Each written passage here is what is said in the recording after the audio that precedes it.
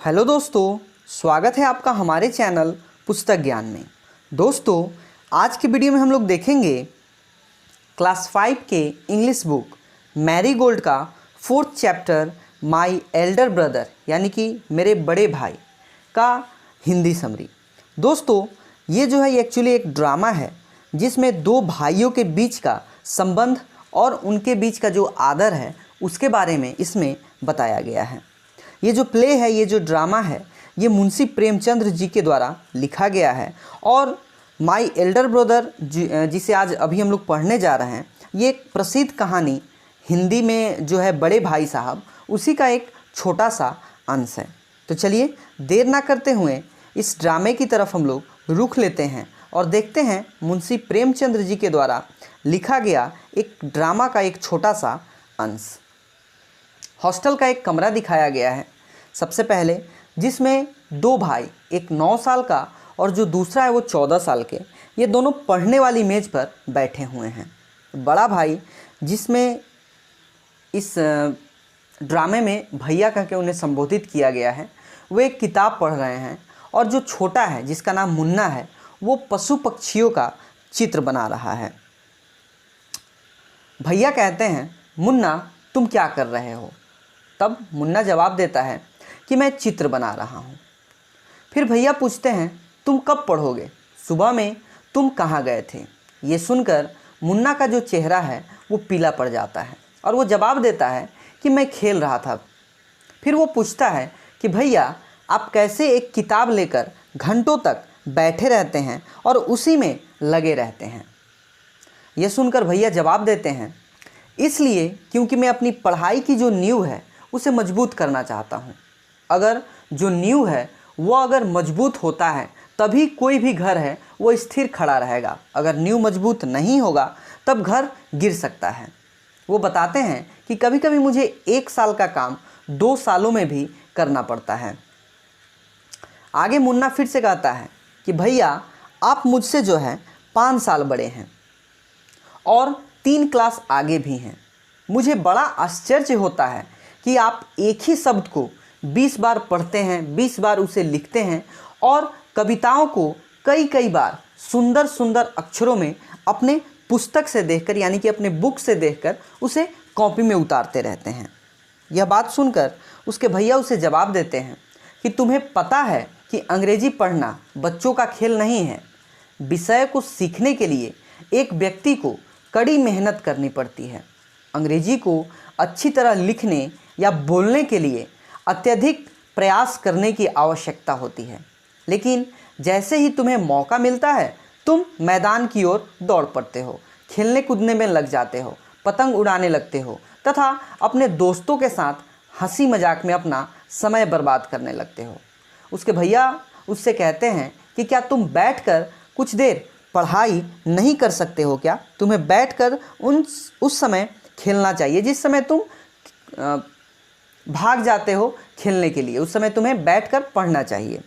तब मुन्ना कहता है कि ओह भैया, आज गांव में एक बड़ा मेला लगा हुआ है, क्या हम वहां चल सकते हैं?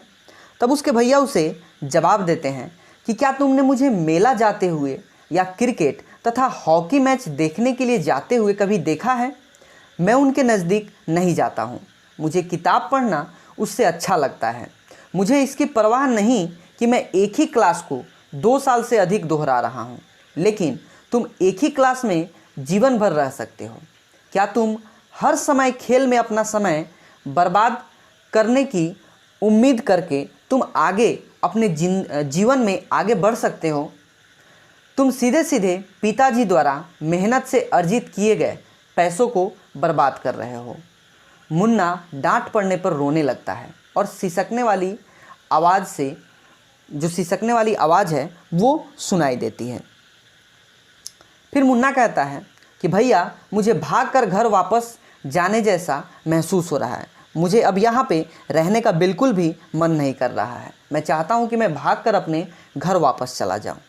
इस पर भैया कहते हैं कि अब रोना बंद करो, मुस्कुराओ। देखो, मैंने तुम्हारे लिए एक टाइम टेबल बनाया है जिसके अनुसार तुम अपने समय को इसी के अनुसार वेस्ट करो, इसी के अनुसार तुम अपने समय को बिठाओ और पढ़ना शुरू करो। वो समय सारणी बताते हैं, यानी कि जो टाइम टेबल है। इसमें हम लोग दोस्तों इसमें देख सकते हैं कि उसके भैया ने उसे टाइम टेबल में बताया है कि सुबह 6 बजे हाथ धो और नाश्ता करो तथा अंग्रेजी पढ़ने के लिए बैठ जाओ। 6 से 8 बजे तक उन्होंने बताया है अंग्रेजी पढ़ने के लिए। उसके बाद सुबह में 8 से 9 बजे तक मैथ्स पढ़ने के लिए। फिर से सुबह 9 से 9:30 बजे तक इतिहास यानी कि हिस्ट्री पढ़ने के लिए। उसके बाद स्कूल जाने के लिए 3:30 तक। फिर शाम को उन्होंने टाइम टेबल बनाया है 5 से 6 बजे तक ग्रामर, और उसके बाद आधा घंटा घूमने के लिए भी उन्होंने उसमें बताया है। फिर 6:30 से 7 बजे तक इंग्लिश कंपोजिशन, और उसके बाद रात का खाना। फिर 8 से 9 बजे तक अनुवाद करना है, रात के 8 से 9 बजे तक अनुवाद करना है यानी कि ट्रांसलेशन। उसके बाद रात के 9 से 10 बजे तक हिंदी पढ़ने के लिए उन्होंने टाइम टेबल बनाया है, और रात के 10 से 11 बजे तक जो दूसरे सब्जेक्ट हैं उसको पढ़ने के लिए उन्होंने टाइम टेबल बताया है। अब यह जब मुन्ना देखता है इस टाइम टेबल को तो वो पूछता है कि लेकिन भैया इसमें खेलने का समय कब है? खेल क्या मेरे लिए ज़रूरत नहीं है? मुझे खेलना बड़ा ही पसंद लगता है। तब भैया उसे समझाते हैं कि देखो खेलने की उतनी आवश्यकता नहीं है। लेकिन फिर वो मुन्ना जो है वो कहता है कि मुझे हरे भरे मैदान, हल्की हवा जो होती है उससे प्यार है। मैं फुटबॉल की तरह ऊपर तक उछलना चाहता हूँ। मुझे कबड्डी में छू कर भाग जाना ये बड़ा ही अच्छा लगता है। मुन्ना बताता है कि जब तक मैं मैदान में रहता हूँ मैं हर चीज़ को भूल जाता हूँ, मुझे कोई भी चीज़ याद नहीं रहता है। अब इसके बाद दूसरा सीन आता है। इसमें जो फाइनल एग्ज़ाम्स होते हैं वो ख़त्म हो चुकी रहती है और जो रिज़ल्ट है वो आने वाला रहता है, ठीक है, जिसमें रिज़ल्ट जो है वो आ गया रहता है, घोषित हो जाता है। तब जो भैया हैं वो बताते हैं कि उफ़, मैं एक बार फिर से फेल हो गया। ये सुनकर मुन्ना कहता है, ओह लेकिन भैया मैं पास हो गया हूँ और अपनी कक्षा में सर्वप्रथम आया हूँ। अब हम दोनों के बीच केवल 2 साल का ही अंतर रह गया है। यह सुनकर भैया कहते हैं, लेकिन मेरे प्यारे भाई घमंड मत करो, तुमने केवल 1 कक्षा पास की है और सोचते हो कि मैं मंद बुद्धि वाला हूँ और तुम बहुत तेज। गुल्ली डंडा के खेल में तुम एक बार किस्मत वाले हो सकते हो और गोल कर सकते हो, लेकिन इसका अर्थ यह नहीं है कि तुम खेल को पूरी तरह से समझ चुके हो। जीवन सफल बनाने के लिए तुम्हें कड़ी मेहनत करनी है। जब तुम्हें ऊपर के क्लास में बीजगणित या ज्यामिति जब तुम्हें देखने को मिलेगा, यानी कि अलजेब्रा और ज्योमेट्री जब तुम्हें पढ़ने को मिलेगा, तब तुम्हें समझ में आएगा कि जो पढ़ाई है वो कितना आवश्यक है। ज्यामिति में अगर कोई ABC की जगह ACB लिख देता है तो उसका जो आंसर है वो गलत हो जाता है।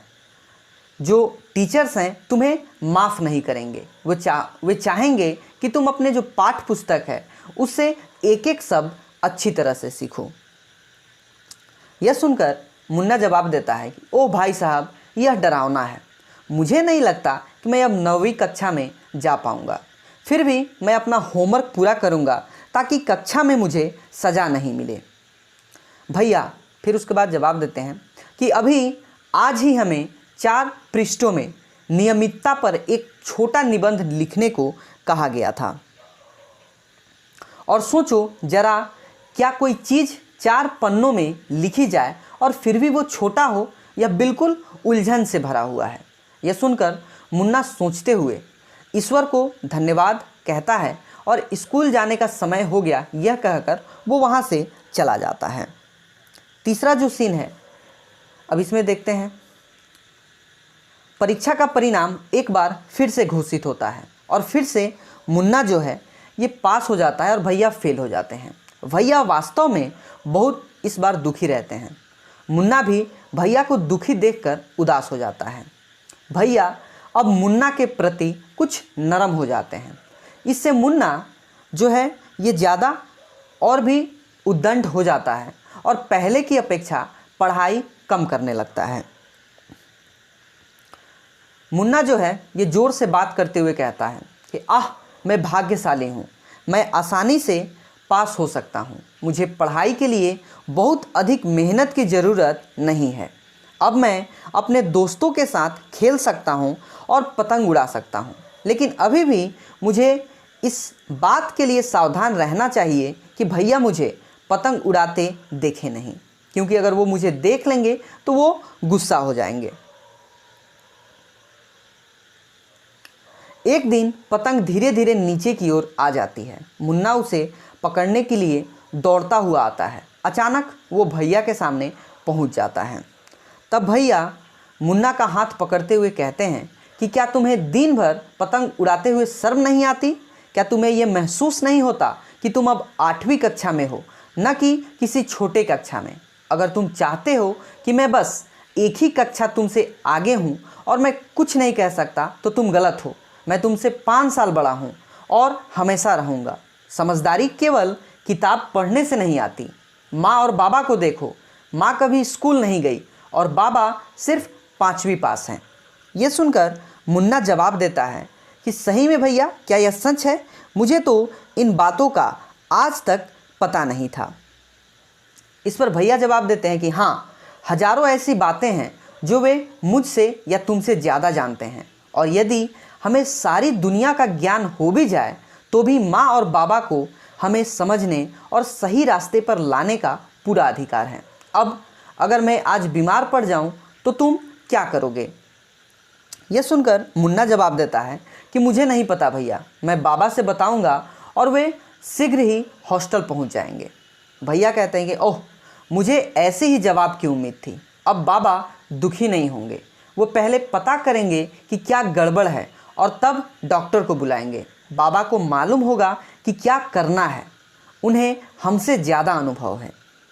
यह सुनकर जो मुन्ना है उसकी आंखों में आंसू भर जाता है। वो कहता है कि भैया, मुझे बड़ा ही दुख है, आपने जो कहा वो सच है। भैया मुन्ना को प्यार से गले लगा लेते हैं और फिर भैया कहते हैं कि मैं भी खेलना और पतंग उड़ाना चाहता हूँ, लेकिन अगर मैं खेलने लग जाऊँ तो फिर तुम पर नज़र कैसे रख पाता? तुम मेरी जिम्मेदारी हो। तब मुन्ना कहता है कि भैया, मैं आपसे बड़ा ही प्यार करता हूँ, आई लव यू। तो दोस्तों, यह था इस चैप्टर का, इस ड्रामे का हिंदी समरी। तो इस वीडियो में बस इतना ही। मिलेंगे अगले वीडियो में, तब तक हमारे चैनल पर बने रहिए और हमारे वीडियो को देखते रहिए। धन्यवाद।